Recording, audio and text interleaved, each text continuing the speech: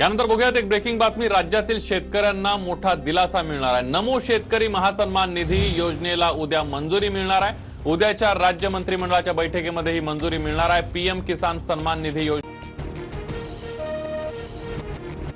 नैसर्गिक आपत्तीमुळे पिकांना मोठं नुकसान झालंय आणि कृषी आयडी वापरून 14,000 कोटी रुपये थेट शेतकऱ्यांच्या खात्यामध्ये जमा केले आहेत।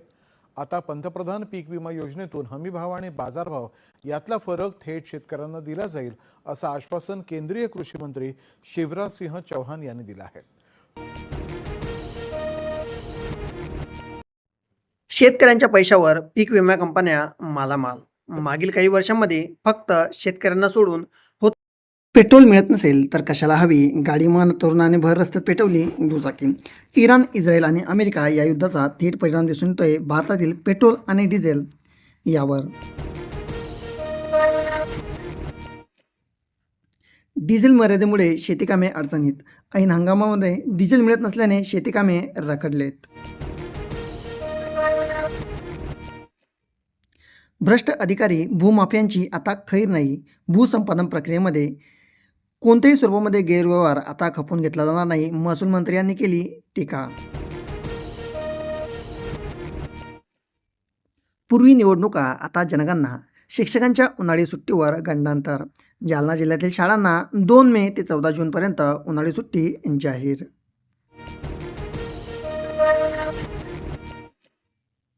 इराणचे गुप्तचर मंत्री इस्माईल खाबीर इस्रायलच्या हल्ल्यात ठार। इस्रायलने केलेल्या लेबनॉनच्या हल्ल्यामध्ये एकूण 12 अधिकारी ठार झालेत।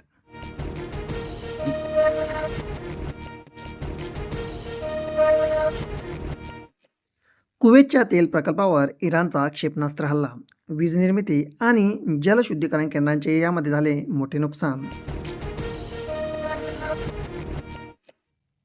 कापूस बियाणे विक्रीला अद्याप हिरवा कंदील नाही। शेतकरी विक्रेत्यांमध्ये संभ्रम। कृषी विभागाकडून यंदाचे वेळापत्रक जाहीर नसल्याने बीटी बियाणे रखडले।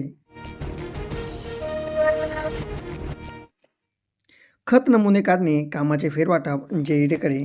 मनमानीला चाप मिळणार। कृषी आयुक्तांना उच्च न्यायालयातर्फे देण्यात आल्या सर्वात महत्त्वाच्या सूचना। सर्व जिल्ह्यातील खासगी भूमापकांची नियुक्ती। प्रलंबित प्रकरणाचा निपटारा वेगाने करण्यासाठी जमीन मोजणीचे वेळापत्रक निश्चित करणार। भूमापक म्हणून यांची नियुक्ती।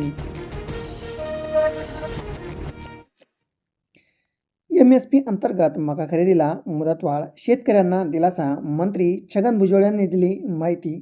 निकषात न बसणाऱ्या साठ्याची राज्य सरकारवर येणार जबाबदारी। साखर उद्योगाला दिली चालना। डिझेलमध्ये बायो आयसोब्युटेनॉल मिश्रणाचा पर्याय उपलब्ध। पेट्रोलमध्ये आयसोब्युटेनॉल तर डिझेलमध्ये आयसोब्युटेनॉल मिश्रणाचा पर्याय उपलब्ध।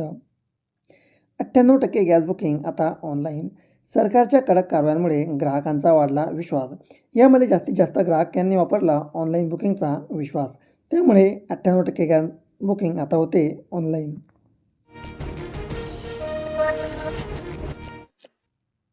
महाराष्ट्र उद्योगांसाठी वीज होणार स्वस्त।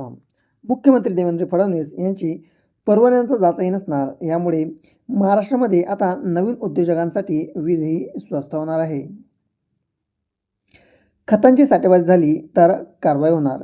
खरीप हंगामासाठी खतांचे नियोजन करणाऱ्या जिल्हाधिकाऱ्यांनी कृषी विभागाला सूचना देण्यात आल्या। यानुसार जर कोणत्याही कंपनीने किंवा व्यापाऱ्यांनी खतांची साठेबाजी केली तर नक्कीच यावर कारवाई होणार। मराठवाड्यात 2.59 क्विंटल साखरेचे उत्पादन झाले। ऊस गाळप हंगामाच्या जवळपास आता आटोक्यात आलेला आहे आणि यानंतर मराठवाड्यामध्ये एकूण 2.5 कोटी साखरेचे उत्पादन झालेले आहे। आता महाराष्ट्र होणार पाणीदार। दुष्काळाची तीव्रता कमी करण्यासाठी सरकारने उचलले पाऊल। मुख्यमंत्री देवेंद्र फडणवीस यांनी केले आवाहन।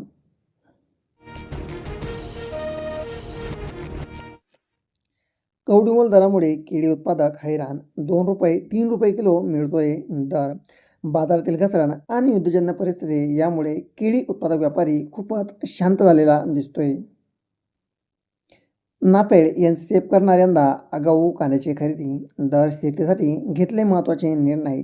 ठरविले 2 लाख टन खरेदीचे लक्ष्य। हेक्टरी 17,500 मदत जाहीर, पण मात्र प्रत्यक्षात काहीच नाही. खरीप हंगाम आणि चालू पीक विमा अद्यापही शेतकऱ्यांच्या खात्यामध्ये जमा झालेला नाही.